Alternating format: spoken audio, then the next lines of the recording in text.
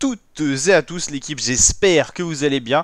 Pour cette nouvelle vidéo, on se retrouve pour parler cyclisme. On va regarder les prochains rendez-vous sur la chaîne YouTube. En ce moment, comme vous le savez, c'est intégral Giro d'Italia du 9 mai au 1er juin. On arrive déjà à la deuxième semaine de course. Ça va être passionnant. On suit tout ça sur la chaîne YouTube, donc n'hésitez pas à aller checker les vidéos présentation d'étapes et résumés. Pour ce mois de mai, ça sera seulement Giro, hein, sinon c'est que des petites courses.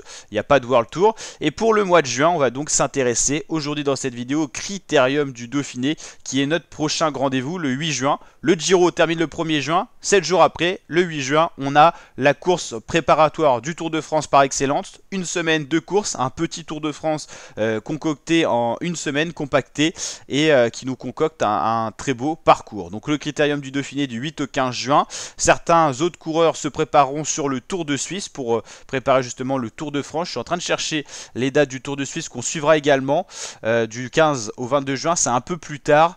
Ensuite, on a des courses intéressantes qu'on suit des fois aussi quelques années. Tour de Slovénie, des fois Pogacar y va, mais ça on le suit pas forcément. C'est qu'une course 2.pro. J'étais en train de chercher des courses intéressante. Il y a le Mont Ventoux dénivelé challenge qui a l'air annulé cette année, mais c'était plutôt pas mal pour tester certains grimpeurs avant le Tour de France. Et bien sûr, on suivra les championnats de France du contre-la-montre et les championnats de France qui seront en Bretagne cette année. 26 juin pour le contre-la-montre et 29 juin, ça sera un dimanche pour le championnat national sur route. Et ensuite, on aura le le Tour de France plutôt 2025, deuxième grand tour de la saison. Le Critérium du Dauphiné, voici le parcours complet. Ça sera uniquement dans le sud-est de la France, avec donc un départ donné dans la ville de Domérat pour une arrivée à Montluçon. Domérat-Montluçon, ça sera ici, donc dimanche 8 juin. On va aller voir les profils d'étapes un par un. Donc 189 km pour cette première étape qui devrait être pour les sprinteurs, malgré que les organisateurs de la course ont compacté pas mal de côtes de 4ème catégorie. Dans le final, ça attribuera le premier maillot de grimpeur de ce critérium avec pas moins de 1, 2, 3, 4, 5, 6, 7 côtes répertoriées avec quand même des pourcentages assez élevés, même si c'est des côtes assez courte. Puncher ou sprinter, on verra bien, mais peut-être que certains sprinters n'arriveront pas à jouer le final, mais normalement on devrait avoir un sprint massif ou un sprint en petit comité pour cette arrivée à Montluçon qui sera la première arrivée de ce critérium du Dauphiné. On va aller voir maintenant la deuxième étape, Prémilois-Issoire. Alors ça sera une étape également pour les sprinters, un peu moins vallonnée que la veille, surtout dans le final, avec quand même pas mal de côtes répertoriées, mais ça c'est pour le classement des grimpeurs tout simplement. 204 km, étape assez longue, qui sera normalement une nouvelle fois pour les sprinters. Alors les maillots distinctifs c'est les mêmes qu'au Tour de France, maillot jaune pour le classement général, maillot à pois pour le grimpeur, maillot vert pour le sprinter, maillot blanc pour le meilleur jeune. Troisième étape, Brioude, Charentonnet, 202,8 km, ça sera vallonné. Peut-être une échappée, mais une nouvelle fois, ça pourrait être un sprint. Après, la côte du Château Jaune, 1 km 2 à 9% de moyenne, pourrait peut-être provoquer des attaques, que ce soit pour le général ou des punchers pour la victoire d'étape. Premier gros test, ça sera le contre-la-montre lors de la 4ème étape, 17,7 km. Il y a de quoi faire des écarts entre la ville de Charmes-sur-Rhône et la ville de Saint-Péret. 17,7 km. Premier test pour les favoris de ce critérium du Dauphiné. C'est une répétition, je vous le dis, avant le Tour de France.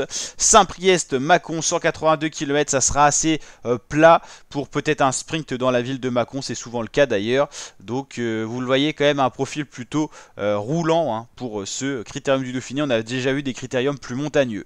Val-Serone, Combloux, 139 km, assez court, mais première arrivée en altitude, premier test pour les favoris en montagne. Il y aura déjà eu le contre-la-montre au préalable pour se tester, pour voir les états de forme des favoris, mais là ça sera le premier test en montagne avec quelques ascensions dans la journée, même si c'est pas des grands cols comme on retrouve sur le Tour de France, c'est des côtes plutôt hein. La côte de Mont-Saxonex, elle est assez pentue mais assez courte, 5 km. La côte de Domancy, elle est plutôt intéressante, c'est pas la côte Laurent Jalabert, c'est la côte de Domancy, peut-être pas. Et Combloux, là ça sera déjà un peu plus intéressant, mais ça reste court hein. 2 km 4, 2 km 7, voilà, c'est pas le Tour de France encore.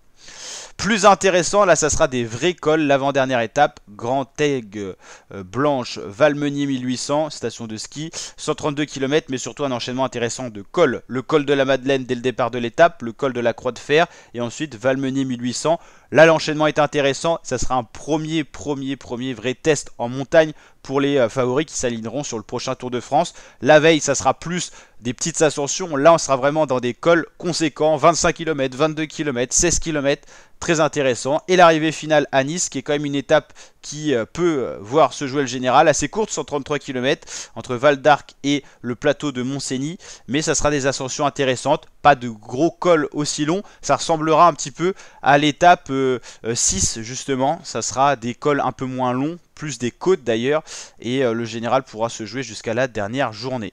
Voilà, les équipes engagées, je voulais justement vous les montrer. Alors il n'y a pas autant de coureurs qu'au Tour de France ou que sur un grand tour. Il y aura l'Alpecin de Koninck, la Arkea, la Bahrain Victorious, la Cofidis, Decathlon AG2R, IF, Groupama FDJ, Ineos, Intermarché, Israël, Première Tech, Lidl Trek, Movistar, Red Bull Bora. Alors est-ce que Roglic fera le doublé de Giro Critérium? On le verra. Déjà s'il gagne ou pas le Giro, ça changera peut-être sa fin de saison. Soudal Quickstep avec Landa qui a abandonné sur le Giro. Est-ce qu'il sera remis pour faire la préparation Critérium avant le Tour de France ou est-ce que ça sera uniquement Vuelta, son tour national? La Jayco Alula pour Ben O'Connor, certainement en leader là-dedans. Picnic Postenel, la Visma Leise Bike. Est-ce que Vingegaard fera le Critérium ou est-ce qu'il fera une autre préparation avant le Tour de France?